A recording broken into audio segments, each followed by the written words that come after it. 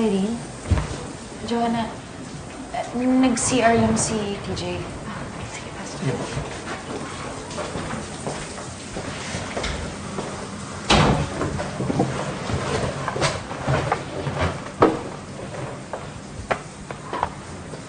Pakipasok na lang. Wait, Joanna, what are you doing? What are you doing? Joanna!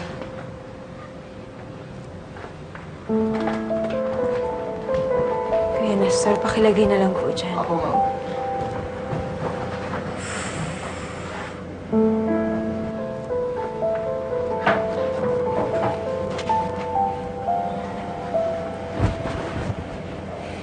Joanna, what are you doing? What is this? Tinatanggal ko lahat ng ebidensya na ako ang asawa ni TJ. Hindi mo kailangan gawin to. Irene, di ba napag-usapan na natin to? Yes, napag-usapan natin to. And I never agreed to your plan. Di ba sinabi ko na sa'yo na hindi ako papayag sa gusto mo? I'm sorry. I'm sorry. Naipit lang talaga ako. Naipit ka lang. So mag-pretend tayo na ako ang asawa at ikaw ang caregiver. Joanna, paano naman ako? Paano ang buhay ko? Ang business ko? Ang tita Rose ko?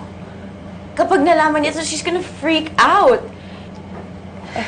Hindi naman niya kailangan malaman eh. At pwede ka pa naman magtrabaho kung gusto mo. Kailangan lang naman kita pagkagising ni TJ, tapos umuwi ka na lang kapag nakatulog na siya. So naplano mo na ang buhay ko. What if I say no? Please, yan ang huwag mong gagawin. Iniisip ni TJ na asawa ka niya.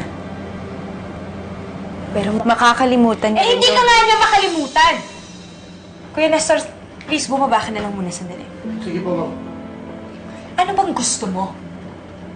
Dati nagkakantara pa ka makasama yung asawa ko.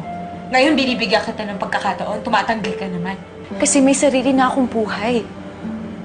Nag-move on na ako. Joanna, hindi ako robot. I have feelings. At ayoko masaktan uli. Nasasaktan din ako, Irene. Nasasaktan ako sa tuwing nakikita ko na niyayakap ka ni TJ. Na tinatrato ka niya parang asawa.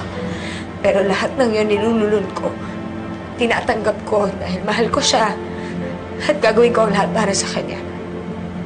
Ikaw na mismo nagsabi sa akin noon na concerned ka sa kanya. Na gusto mo siyang tulungan. Pwes, ito na yung pagkakataon mo. Ito na yung pagkakataon mo para tulungan ang asawa ko.